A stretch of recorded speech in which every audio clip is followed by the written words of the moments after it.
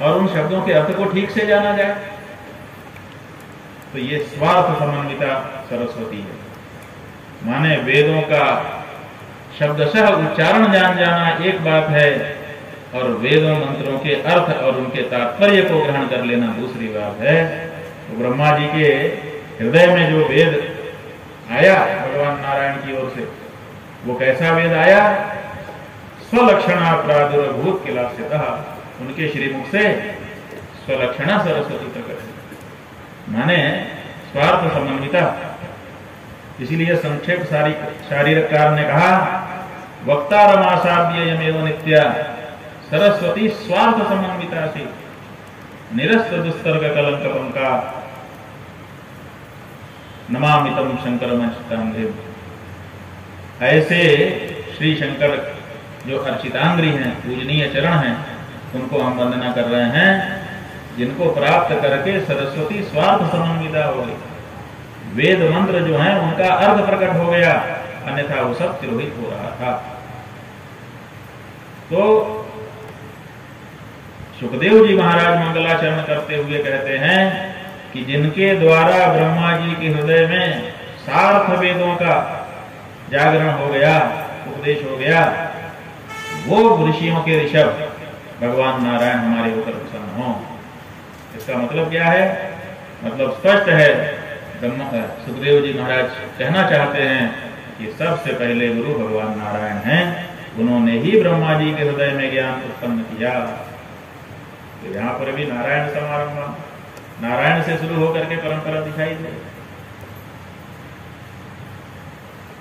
ये नियम है कि अगर वेदों का अर्थ आप नहीं जानेंगे तो वेद का लाभ आपको उतना नहीं मिलेगा। सामान्य लाभ तो मिलेगा। जैसे आप खेती करते हैं तो खेती करने में क्या होता है कि एक समय में खेती में अन्न उपज जाता है। जब अन्न उपजता है तो उसको प्राप्त करने के लिए बहुत से लोग आने लगते हैं, पक्षी आने लगते हैं, पशु आने लगते हैं और चोर भी आ सकते हैं। तो आपका अन्न जिसको बड़े परिश्रम से आपने उगाया है, वो परिश्रम से उगाया गया आपका जो अन्न है उसके ऊपर खतरा मंडराने लगता है। तो लोग क्या करते हैं? दो तरीका अपनाते हैं।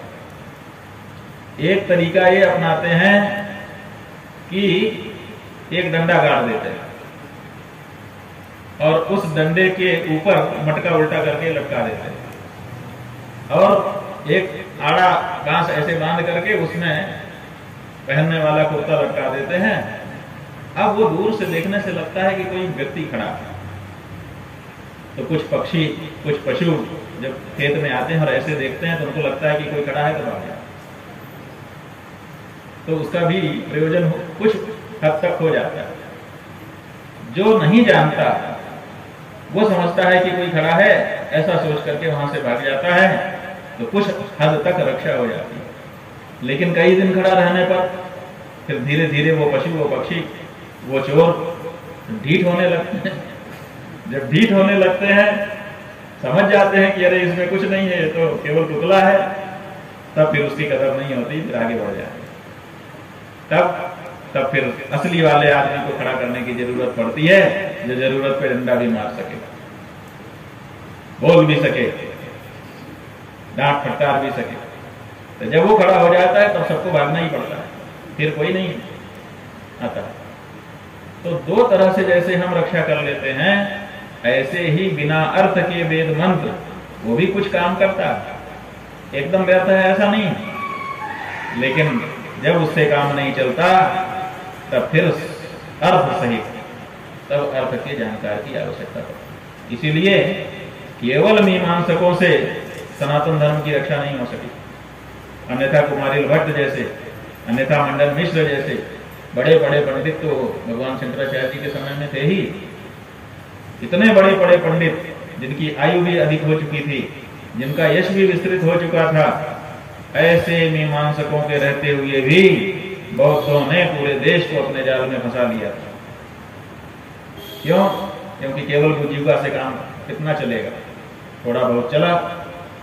लेकिन जब शंकराचार्य जी आए और उन्होंने कहा कि वेद मंत्र का एक अक्षर भी अनर्थक नहीं है। वो लोग कह रहे थे कि इसमें बहुत कुछ अनर्थक है, बहुत कुछ अर्थवाद है, केवल प्रवृत्ति कराने के निमित्त बोला गया है। और भगवान शंकराचार्य जी ने कहा कि नहीं, एक अक्षर भी अनर्थक नहीं है और सबका तात्पर्य है, और सबका तात्पर्य परम तात्पर्य है।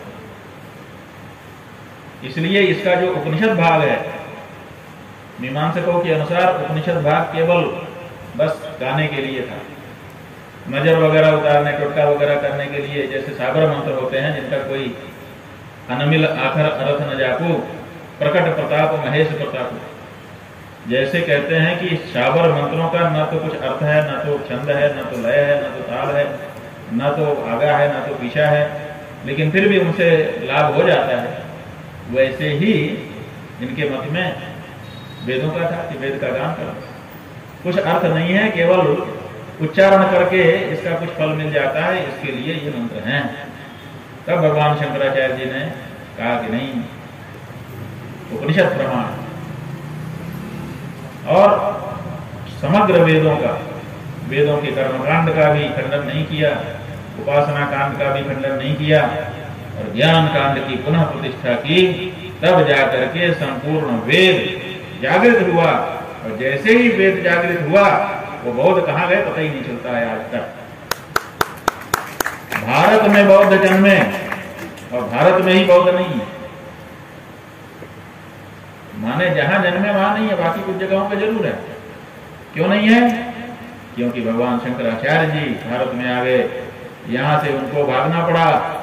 जहां शंकराचार्य जी नहीं गए कि दिशाओं के अंत में क्या जाना, वहां पर बौद्ध धर्म आज भी विद्यमान रह गया।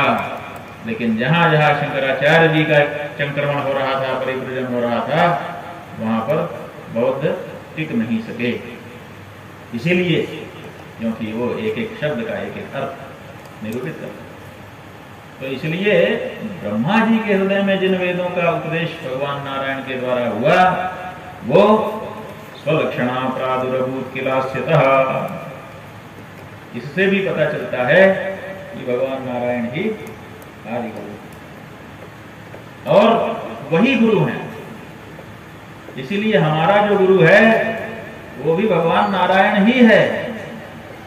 शिष्य प्रशिष्य कुछ नहीं होता, गुरु तो गुरु होगा। बाकी के जितने गुरु हैं वो सब पहले चेला बनते हैं और बाद में गुरु हो जाते हैं। जब गुरु नहीं रहता है तब क्या बात है, पहले शिष्य बनते हैं और शिष्य होकर के गुरु के सामने रहते हैं। जब गुरु नहीं रहता तब गुरु के दायित्व को निभाने लगने के कारण गुरु कहलाते हैं, लेकिन वास्तव में तो चेला है, शिष्य बने।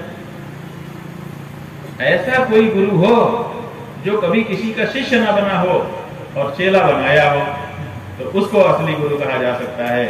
और ऐसे गुरु भगवान नारायण के सिवा दूसरा कोई नहीं।